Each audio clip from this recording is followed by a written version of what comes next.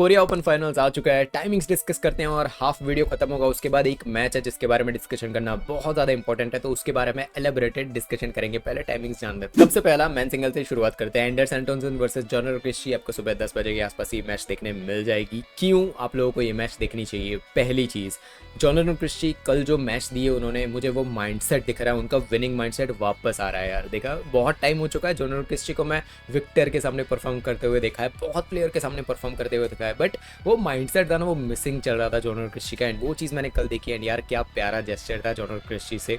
Match खत्म हुई उसके बाद सारे ऑडियंस को बोला उन्होंने कि चीयर करो अलवी फरहान के लिए, क्योंकि उनको भी पता है कि उनकी कंट्री से नेक्स्ट प्लेयर अलवी फरहान है। एंड भाई वो बनने वाले आगे मैन सिंगल्स में, तो भाई बहुत अच्छा जेस्चर था। मैं यही चीज़ एक्सपेक्ट कर रहा था जब पीवी सिंधु वर्सेस उन्नति उड़ा वाली मैच चल रही थी। मैं यही, आपको पता है ना, मैं हाइप कर रहा था उस चीज़ को, क्योंकि मैं यही चीज़ एक्सपेक्ट कर रहा था। एंड आज जॉनर क्रिस्टी को करते हुए देखा तो भाई अलग ही चीज़, मुझे खुशी हुई। एंड यही चीज़ मैं तब भी एक्सपेक्ट कर रहा, बट कोई बात नहीं, चलो उस चीज़ को जाने देते हैं। बात करते हैं एंडरसन एंटोनसन ने कल बीट किया चोउ टिन चेन को। देखो यार, चोउ टिन चेन कितना बढ़िया परफॉर्म कर रहे हैं, हम सबको पता है। जितने लोग बैडमिंटन को फॉलो कर रहे हैं, टूर्नामेंट्स को फॉलो कर रहे हैं, उनको पता है यार पिछले 3-4 महीने में क्या क्रेजी लेवल का परफॉर्मेंस दिया है। हर एक मैच, ऐसा नहीं कि कुछ मैचेस है ना जिसके अंदर इतना बेकार खेल रहे हैं वो और बाहर ही हो जा रहे हैं, नहीं, हर एक मैच के अंदर वो उसी लेवल का परफॉर्मेंस दे रहे हैं जितना पिछले राउंड में दे रहे थे, पिछले टूर्नामेंट में दे रहे थे। ये चीज़ कमेंडेबल है चोउ टिन चेन के रिलेटेड। बट दूसरी चीज़ यार, देखो थर्ड सेट आ रहा है ना, वो चीज़ इश्यू बन रही है चोउ टिन चेन के लिए। वो एक फाइनल क्लिकिंग चाहिए ना, फाइनल कि मैं फाइनल में पहुंच चुका हूँ, वो क्लिक अगर चोउ टिन चेन को करवाना है तो स्ट्रेट 2 सेट्स में बीट करना पड़ेगा अपोनेंट्स को भाई। सेमीफाइनल तक जो हानसेंग की स्ट्रेटेजी चलती है ना, स्ट्रेट टू बीट करो भाई फाइनल्स तक, ठीक है। कि फाइनल में कुछ गड़बड़ हो भी गई ना, कि फर्स्ट सेट गलती से हानसेंग हार गई तो पिछले 2 सेट में खींच लेंगे। बट जब आप पूरे टूर्नामेंट में 3-3 सेट खेलते जाते हो, ऑफकोर्स भाई थोड़े बहुत तो थके हुए हो गए आप, तो वही चीज़ थोड़ी बहुत तो असर करती है। वही चीज़ है चोउ टिन चेन के रिलेटेड में बोलना चाहूँगा, स्ट्रेट 2 सेट्स बीट करना चाहिए था, बट कोई बात नहीं। एंडरसन एंटोनसन फाइनल्स में पहुंच चुके हैं, जिनके सामने जॉनर क्रिस्टी। मेरे फेवरेट्स, मुझे यहाँ पे जॉनर क्रिस्टी लग रहे हैं, वो जीतने वाले हैं। बट एंडरसन एंटोनसन कुछ भी कर सकते हैं। देखो भाई, उनके रिलेटेड मेरे हमेशा व्यूज़ सिंपल रहने वाले हैं। He can win anywhere in any tournament.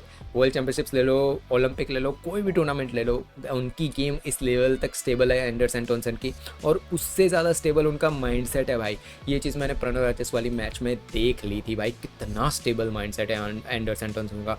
उनको पता है वो हार रहे हैं वो मैच, ठीक है, ख़त्म है मैच ख़त्म हो चुकी है, वहाँ से मैच जीत के लाया बंदा। और वो बिल्कुल उनकी गेम में ऐसा दिख नहीं रहा था कि भाई, वो तो बोलते हैं ना कि नर्वस हो जाता है ना हम लोग कि यार अपोनेंट जीत रहा है, यार क्या करें यार, 1 पॉइंट चाहिए उसको और मुझे तो 3 पॉइंट चाहिए जीतने के लिए, मैं तो हार गया। बहुत लोग नर्वस हो जाते हैं, आपको गेम में ही दिख के आ जाता है, ठीक है। बट इवन 20 वर्ल्ड यूज होता है तब भी लोग नर्वस हो जाते हैं, और वहाँ से एंडरसन एंटोनसन गेम लेके गए थे। वो माइंडसेट दिखाता है उनका। तो एंडरसन एंटोनसन के रिलेटेड तो मेरा हमेशा से क्लियर माइंडसेट रहा है कि नहीं भाई, ये पर्सन कर सकता है, कोई सेकंड क्वेश्चन भी नहीं है मुझे इनके रिलेटेड, ये पर्सन कर सकता है। बात करते हैं मिक्स डबल्स की, जिसके अंदर फेंग वांग वर्ल्ड नंबर 1 और उनके सामने होने वाले वर्ल्ड नंबर 2 जियांग वेई। टाइमिंग्स होने वाले 8:20 AM। एंड एक चीज़ जो लास्ट वीक में बहुत ज़्यादा खुश हो गया था भाई, मेरी खुशी रहती नहीं है ज़्यादा वैसे, तो बहुत ज़्यादा खुश हो गया था कि यार अब फाइनली मिक्स डबल्स में कोई और पैर आ रही है, कि अब वो पहुँच रही है फिर से भाई ये लोग यार कम ऑन यार, ये चीज़ में यार मुझे देखो, एक चीज़ है ना कि मैं जितना ज़्यादा इंप्रेस होता हूँ ना चाइना के मिक्स डबल्स से, जितना ज़्यादा उतना ही मेरे दिमाग में क्वेश्चन भी पहुँचता है कि दुनिया में कोई और कोचेज है ही नहीं क्या, कोई एनालिसिस बस सिर्फ बैट्स भी कर रहा है क्या भाई? मुझे ये चीज़ समझ नहीं आती, कोई है ही नहीं क्या जो एनालाइज करना भी चाहता है कि चाइना ऐसा कर क्या रहा है? भाई मैं खुद इतने एनालिसिस वीडियो बना चुका हूँ, सारे रीजंस बता चुका हूँ, तो क्या ये चीज़ किसी कोचेज़ को नहीं पता क्या? कोई समझाने वाला नहीं है कि भाई ये लोग कर रहे हैं उस चीज़ को, एटलीस्ट हम उसको रेप्लिकेट तो कर पाए ताकि हम लोग फाइनल्स में पहुँचे। बट नहीं भाई, कोई सुनने के लिए भाई ठीक है, बैट्स भी तो करता रहेगा। चलो, तो इस मैच के बारे में डिस्कशन किया जाए। नो मैटर कौन जीत रहा है भाई, कोई जीत रहा है, चाइना जीत रहा है भाई, ठीक है। ये चीज़ देखना, फेंग वांग और जियांग वेई की मैच चल रही है ना, कोई भी जीतेगा, ठीक है।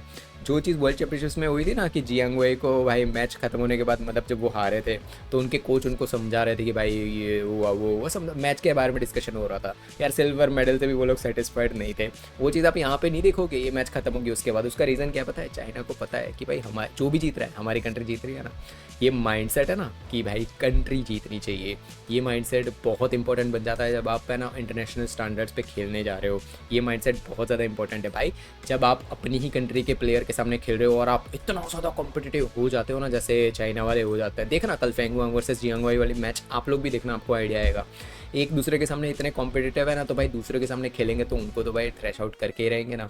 यही चीज़ मैं भी देखना चाहता हूँ भाई दूसरे कंट्री के प्लेयर्स से, कि भाई जब जैसे जॉनर किशी वर्सेस अलवी फरहान कल भी मैच जाके देखना, ये मैच आपको बहुत इंपॉर्टेंट है, आपको आइडिया आएगा कि सेम कंट्री के प्लेयर्स हैं, माइंडसेट कैसा रहता है, बहुत इंपॉर्टेंट है। तो मैच के बारे में डिस्कशन जो भाई मैंने कर दिया कि भाई जो भी जीते। नेक्स्ट बात करते हैं वुमेन्स डबल्स की, जिसके अंदर इवाना नाकानिशी जो जापानीज है, वर्ल्ड चैंपियनशिप्स थर्ड भाई गुआ मतलब ब्रॉन्ज मिला था उनको। सुबह 7:30 बजे मैच शुरू हो जाएगी और किम कॉन्ग के सामने मैच है भाई, दूसरा फाइनल आ गया उनका, पर इस बार उनके सामने जिया और जैक नहीं है, ठीक है। बहुत ज़्यादा चांस है बट किम कॉन्ग के जीतने के, उनका मोमेंटम चल रहा है तो जीतने के बहुत ज़्यादा चांसेस है। बट क्या चीज़ मुझे चाहिए पता है, इवाना नाकानिशी ना बीट करे यहाँ पे उनको यार, किम कॉन्ग को भाई। बहुत मेरे लिए एक वो टाइप का अपसेट हो जाएगा अगर वो बीट कर देंगे। कैपेबिलिटी पूरी की पूरी है उन्होंने, कल उन्होंने फुकुशिमा और मत्सुमोटो को बीट किया है, जो जापानीज़ की बहुत ही बोलते हैं ना कि एक स्टेबल गेम प्ले वाली प्लेयर्स थे, उनको कल बीट करके इवाना लोग आया है, ठीक है। तो मोमेंटम उनके पास भी है, बट मैं चाहता हूँ जहाँ तक मुझे लग रहा है किम कॉन्ग के चांसेस हैं, होम कंट्री का भी एडवांटेज रहता है थोड़ा बहुत, बोलते हैं ना कि ऑडियंस साथ में होती है, बट मुझे जहाँ तक लग रहा है इवाना नाकानिशी को जीतना चाहिए। बात करते हैं मेंस डबल्स की, जिसके अंदर किम सीओ के सामने होने वाले अल्फियन एंड फिक्री। 10:50 के आसपास ये मैच होगी। पहली बात किम सीओ के रिलेटेड सबको पता है भाई, होम कंट्री है, जीतने वाले हैं। कितने बार डिस्कशन करें किम सीओ के बारे में कि परफॉर्मेंस लेके आते हैं, ये सबको पता है ये चीज़। बात करते हैं अल्फियन एंड फिक्री के बारे में, क्या वो इस जो बोलते हैं ना कि पूरी जर्नी चल रही है किम सीओ की, उसमें एक बोलते हैं ना कि छोटा सा बोलते हैं ना कि ड्रॉप ला सकते हैं कि भाई अब रुको थोड़ी देर के लिए किम सीओ को, कि भाई अपना प्राइम को थोड़ी देर रुको, अब हम आ चुके हैं। क्या अल्फियन एंड फिक्री ये चीज़ कर सकते हैं? लास्ट वीक आप लोगों को याद है इनके ही बीच में शायद मैच हुई थी, मैंने एक बात की थी कि stable game play, flat game play chances नहीं देते हैं किम सीओ, और सामने अल्फियन एंड फिक्री है जो भाई ऐसी स्मैशेस लगाते हैं पावरफुल, और भाई वो भी स्टेबल गेम प्ले है, बट वो जाने जाते हैं, मैं जितना ऑब्जर्व करा है कि अटैक के लिए जाने जाते हैं, ठीक है। क्या वो कर पाएंगे? ये चीज़ मेरे दिमाग में लास्ट वीक भी क्वेश्चन थी, बट किम सीओ ने जैसे उनको बीट किया था, फिर मेरा वो क्वेश्चन ही चला गया था कि अरे भाई क्या चल रहा है, फिर से वो लोग क्या कर पाएंगे? मुझे जहाँ तक लग रहा है कि थोड़ा बहुत टफ है, कर लेंगे तो मैं सरप्राइज होऊंगा ज़रूर कि किम सीओ को अगर बीट कर दिया तो, बट जहाँ तक मुझे लग रहा है किम सीओ लोग खींच जाएंगे इस मैच को। फाइनली बात करते हैं वुमेन सिंगल्स की, आन सिंह वर्सेस अकाने यामागुची। 9:10 के आसपास ये मैच होगी, तो ये टाइमिंग्स बता दिया। अब मुझे इसके बारे में एलेबोरेटेड डिस्कशन करना है। पहली बात आन सिंह के रिलेटेड डिस्कशन कर लेते हैं। देखो यार बहुत टूर्नामेंट से इस साल की जीती है, 7 जीती है ना शायद, करेक्ट कर देना अगर गलत हूँ तो मैं, तो 7वीं और या 8वीं होगी शायद, करेक्ट कर देना, आप लोग करेक्ट कर देते हो मुझे बताया, थैंक यू, उसके लिए पहले ही थैंक यू। तो वही चीज़ है, जीत चुकी है वो, इतने ज़्यादा टूर्नामेंट जीत चुकी है। बहुत लोग ये कमेंट करते हैं कि मैंने सोशल मीडिया पे देखा है, अपने बैड एसपी तो नहीं होते, बैड एसपी वाले तो भाई बहुत ही बढ़िया ऑडियंस है हमारी, कि भाई वो देखती रहती है भाई कि क्या चल रहा है, अच्छा बढ़िया खेला है, ऑब्जर्व करती रहती है, तो भाई मैं तो प्राउड ही हूँ आप लोग के रिलेटेड। बट जो चीज़ बहुत लोग बोल रहे हैं ना कि भाई बोरिंग हो जा रही है यार, पता ही है सबको आन सिंह जीत जाती है, मैं आपको है ना कुछ डिटेल्स देना चाहता हूँ। पहली चीज़, कल चोचुवंग ना भाई वो इंजर्ड हो गई, ठीक है, इंजर्ड हो गई भाई, कोई भी इंजर्ड ना हो, मैं हमेशा बोलता हूँ कोई प्लेयर को कभी भी इंजर्ड नहीं होना चाहिए, क्योंकि इंजरी के बाद भाई 4-5 महीने निकल जाते हैं आराम से, फिर वो प्लेयर ही जानता है कि भाई रिकवरी कैसे करनी है, उनका फुटवर्क थोड़ा बहुत आड़ा टेढ़ा हो चुका होता है, गेम में वापस आना टफ हो जा होता है, ठीक है। और भाई व्हील चेयर में गई है वो, तो भाई टफ हो जाएगा, वो लेग में इंजरी हुई है, क्या हुआ है क्या वो मुझे नहीं पता है, बट ठीक है, बट इंजरी थोड़ी बहुत ज़्यादा लग रही है, आई होप ज़्यादा ना हो, ठीक है, रियलिटी में ज़्यादा उतनी ना हो, जल्दी से जल्दी चोचुवंग ठीक कर ले और वापस आ जाए गेम में, बट इंजरी नहीं होनी चाहिए। और वो पॉइंट के बारे में डिस्कशन मुझे जो करना है ना, वो कि पहला जो सेट था ना उसमें कुछ पॉइंट्स लेने की कोशिश ज़रूर की चोचुवंग ने, बट स्टिल वो बोलते हैं ना कि थोड़ा शॉर्ट फील हो गया कि भाई ठीक है। सेकेंड सेट के अंदर लिटरली आन सिंह डोमिनेट करने पे चली गई। अब मैं इसी का बोलते हैं ना कि यही पैटर्न को फिर से बताता हूँ आपको। लास्ट वीक जब मिया के सामने मैच थी ना आन सिंह की, आपने जिन जिन लोगों ने देखी, मैंने डिस्कस भी किया था, ठीक है, तो जाके देखना वो वीडियो, जाके देख लेना आन सिंह वाला, तो उसमें मैंने डिस्कस क्लियर किया था कि पहले सेट के अंदर मिया ने क्या बढ़िया खेला था यार, प्रॉपर पॉइंट्स लिए थे, ऐसा नहीं कि भाई आन सिंह एरर कर रही है या ये कर रही है, नहीं, मिया ने प्रॉपर पॉइंट्स लिए थे, स्मैशेस लगा के प्लेसिंग करके मिया ने पॉइंट्स लिए थे। बट सेकेंड सेट में क्या हुआ, पूरी गेम पलट गई, पूरा माइंडसेट ही चेंज हो गया, ठीक है, पूरा गेम में आन सिंह ने अपना गेम को ही चेंज कर दिया, पता नहीं कि पढ़ लिया क्या मियाँ की गेम को। सेकंड सेट पूरा thrash out, almost thrash out मैं बोलूँगा कि भाई सेकंड सेट के अंदर मैं कुछ ही रिलीज थी जिसके अंदर मियाँ अच्छी लगी, ठीक है, मतलब गेम में। बट वही चीज़ है कि ऐसा तो क्या कर रही है आन सिंह, मैं और थोड़ा बहुत डिस्कशन करता हूँ इसका, एलेबोरेटेड डिस्कशन। आते हैं अकाने यामागुची पे। उनको जब बीट किया कुछ था 1-2 साल पहले, वो वर्ल्ड नंबर 1 थी अकाने यामागुची, ठीक है, भाई मैं बहुत ज़्यादा खुश होता था तो कि भाई अकाने नंबर 1 है भाई, सबको बीट कर रही है।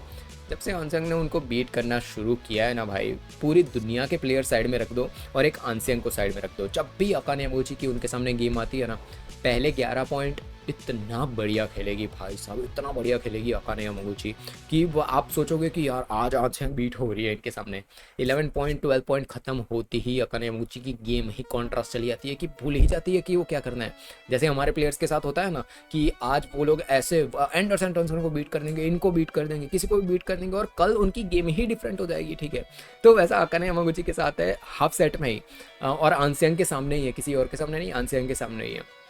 उनकी मैच किसी के भी सामने देख लो अकाने यामागुची, आपको नोटिस होगा कि फर्स्ट पॉइंट से लेके लास्ट पॉइंट तक उनकी गेम ऑलमोस्ट सिमिलर लगेगी आपको, ठीक है। ऑलमोस्ट सिमिलर मतलब उतनी ही बोलते हैं ना कि इंटेंसिटी से वो खेलती है पूरे गेम में।